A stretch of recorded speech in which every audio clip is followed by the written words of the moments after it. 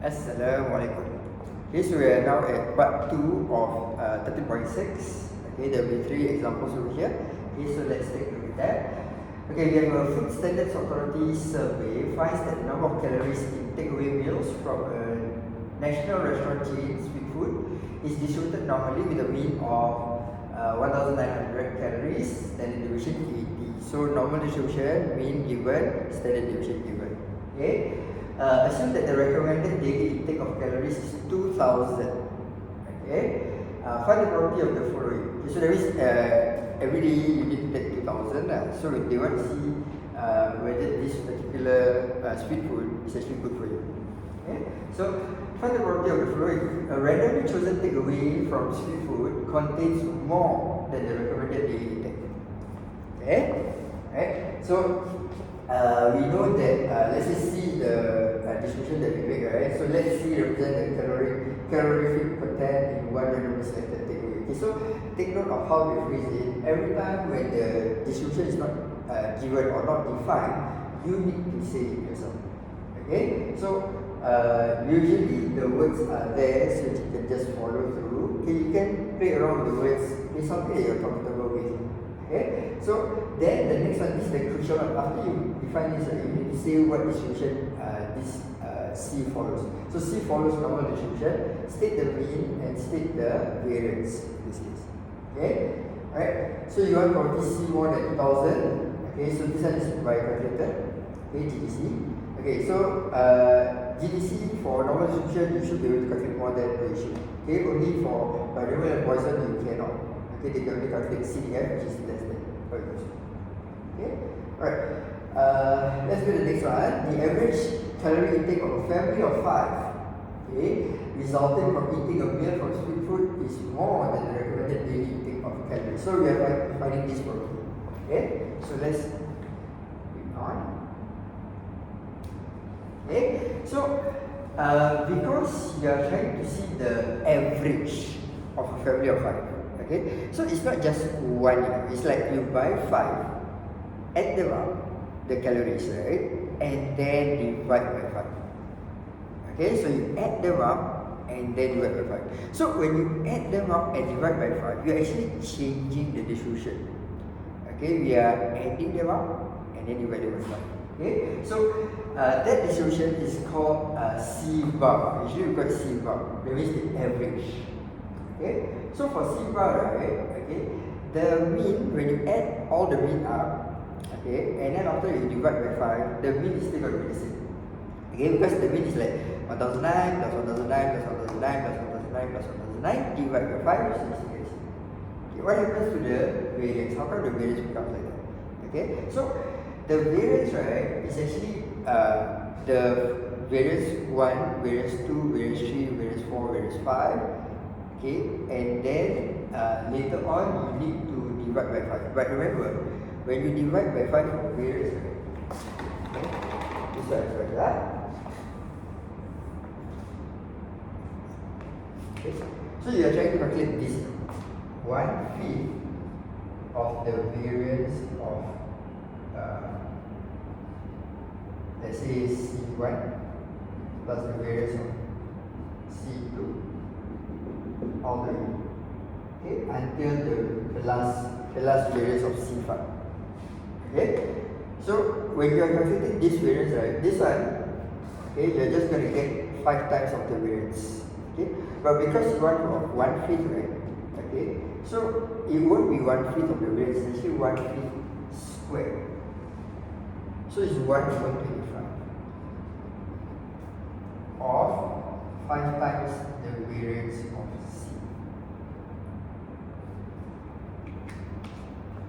Okay, so take note, when you do this variance, right, you add them up, okay, the variance is actually, okay, how much is the variance? 80 square, right? Okay, so it's like 80 square over here, 80 square over here, 80 square over here, okay, so you'll get 5 times of the 80 square lah. Okay, 5 times of the 80 square, okay, but when you calculate variance, right, and then you have to multiply, you still remember, like 3 times of the weight of a certain distribution, it will be 9 times the variance, right? So if it's 1/5, because you're dividing by 5, so it's 1/5, right? So the variance will not be 1/5. The variance will be 1/5 t squared, which means 1/25. So when you calculate this out, right, 125 times 5 times the variance of C, it will be 1/5. Because this two will cancel, right, of the variance of C.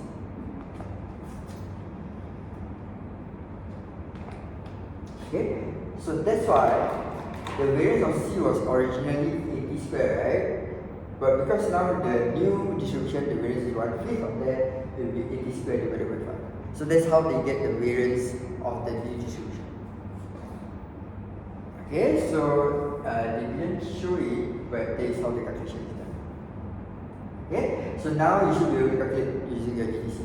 Since you know the distribution is normal distribution, the mean is 1900, the variance is 80 square divided by 5. Okay, so take note, this one, right, is kind of like a standard way that you want to calculate the average, the mean, okay, or the C bar. Okay, so every time you want to calculate the average, right, the mean will always stay the same, and then the variance, right, will just be that variance divided by the number that you want. Okay, so if we ask like standard deviation, check what's the standard deviation of this? Standard deviation, you have to square root, right? So it will be 80 divided by square root 5. That's also another good thing to remember. The standard deviation of C bar will always be the standard deviation that you know, for example 80, right, divided by square root of the number of items that you are calculating. Okay, so if you have 10 items, it will be the standard deviation divided by square root 10. Okay, if you have 8 items, then the standard deviation divided by square root 8. It's also a very good thing to know about statistics. Okay, alright. Okay, so the next one, okay, the probability of it being more is actually this particular probability, and then they ask you to reflect on the results. So they say the mean calorific content of 5 meals is far less likely to be above the daily rate. Okay, so why? Because there's a small standard deviation of the sample mean. Okay, the standard deviation is very small. Okay, it's only 80, right? 80 compared to 2000, so it's considered small. Okay, don't say 80 is a big number. Okay. Alright, so let's move on to 2 more examples. Okay, so example 18. Okay, we read first. The number of emergency calls per hour to hospital between 9:30 to 10:30, 1 hour period, right? So most likely Poisson distribution. Then each day follows the Poisson distribution. Parameters given as 6.3. Okay, so 6.3 emergency calls within that 1 hour. Okay, so use the central limit theorem to find the probability that in 40 days, the mean of the number of calls between 9:30 to 10:30 is less than 5.4. Okay, so central limit theorem is something that your teacher would go through with you. Okay, basically the basic idea is when you have a certain number of sample size, okay, distributions from binomial or Poisson can actually be converted into a normal distribution. Okay, that's the basic idea. Of course, the details and stuff you follow from your textbook and refer to your teacher. Okay, right. So the population sample from has a mean of 6.3 Poisson, right? So the variance is also 6.3. Okay, so mean and variance is the same for Poisson distribution. Okay, and then they say let x bar represent the mean of the number of calls in 40 periods of time. Okay, why 40? Because you are supposed to find the probability that in 40 days. Okay, the one that is given is 1 day. Okay, and then you're calculating, okay, 40, right? You're not calculating like 40 times that. Okay, this time you're calculating the mean. So you're calculating the x bar. Okay, so as noticed earlier, right, when you do x bar, right, the mean is going to be the same. The variance is just going to be the variance, okay, divided by the number. That's it. Okay, so by central limit theorem, x bar should follow normal distribution because the 40 is a big enough sample size. Okay, so follows normal distribution, we need the mean, then 6.3. Okay, we need the variance, then 6.3 divided by the number of sample size, so which is 40. Okay, and then you're supposed to find out that it's less than 5.4. So this one you just use your DDC, you should be able to calculate this. Okay, so this is one use of this central limit theorem. Okay, let's finish off the last one. Okay, so this is the last one. We have scientists are comparing the growth of 2 types of wheat, and then type A mean is 23, standard deviation 3.1, type B mean is 22.5, standard deviation 4.1. Okay, so find the probability that a sample of 50 blades has a mean greater than 24. So again, we are doing sample mean. Okay, so the X bar, this one is type A. So X bar, the mean is the same, 23, right?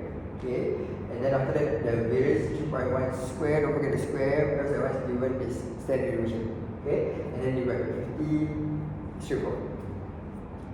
Okay, and then the next one, 50 blades from sample A greater than 50 blades from sample B. Okay, so now let Y be the distribution of the sample B. So Y bar, we calculate Y bar first. Okay, same like this lah. Okay, so straightforward. Okay, let's see what we have next.